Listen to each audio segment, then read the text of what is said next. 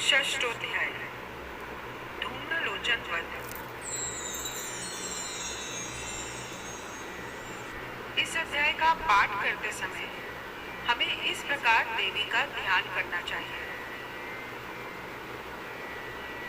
मैं सर्वकेश्वर भैरव के अंग में निवास करने वाली परमोत्कृष्ट पद्मावती देवी का चिंतन करता हूँ। वे नागराज के आसन पर बैठी है।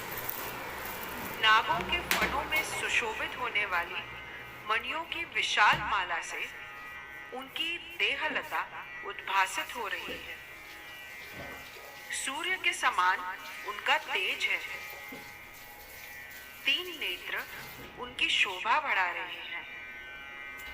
वे हाथों में माला, कुंभ, कपाल और कमल लिए हुए हैं तथा उनके मस्तक में अर्धचंद्र का मुकुट शोभित है। ऋषि कहते हैं, देवी का यह कथन सुनकर दूत को बड़ा अमर्ष हुआ और उसने दैत्यराज के पास जाकर सब समाचार विस्तार पूर्वक कह सुनाया।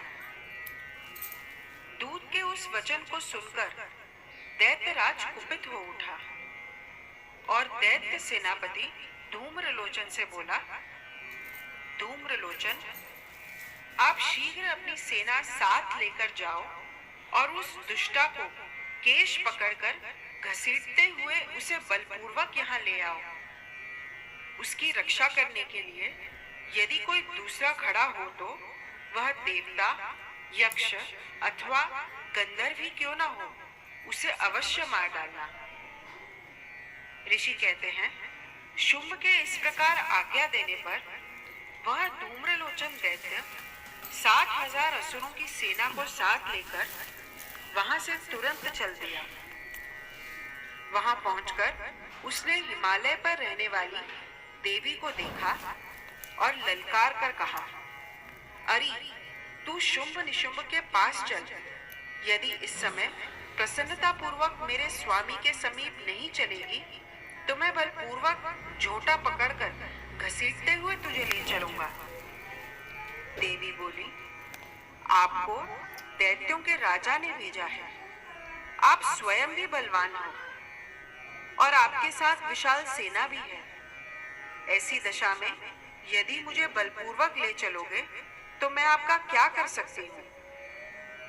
ऋषि कहते हैं, देवी के यूं कहने पर असुर धूम्रलोचन उनकी ओर दौड़ा। तब अंबिका ने हुम शब्द के उच्चारण मात्र से उसे भस्म कर दिया। फिर तो क्रोध में भरी हुई दैत्यों की विशाल सेना और अंबिका ने एक दूसरे पर तीखे सायकों, शक्तियों और फरसों की वर्षा आरंभ की। इतने में ही देवी का वाहन सिंह क्रोध में भरकर भयंकर गर्जना करके गर्दन के बालों को हिलाता हुआ असुरों की सेना में कूद पड़ा। उसने कुछ दैत्यों को पंजों की मार से, कितनों को अपने जबड़ों से और कितने ही महादैत्यों को पटक कर ओठ की दाढ़ों से घायल करके मार डाला।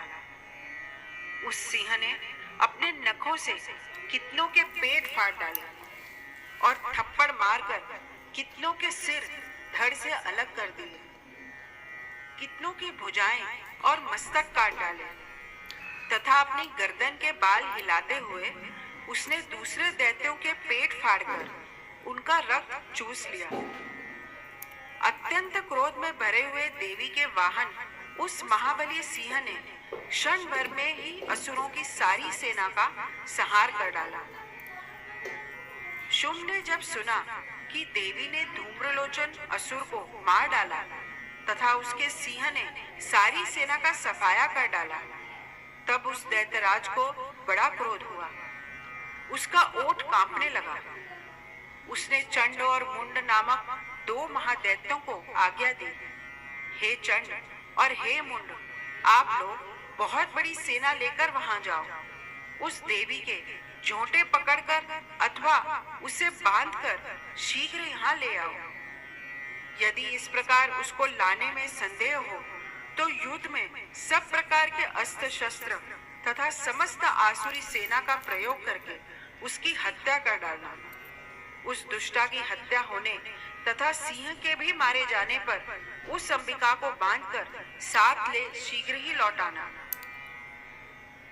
इस प्रकार श्री मार्कंडेय पुराण में सावर्णिक मनवंतर की कथा के अंतर्गत देवी महात्म्य में धूम्रलोचन वध नामक छठा अध्याय पूरा हुआ।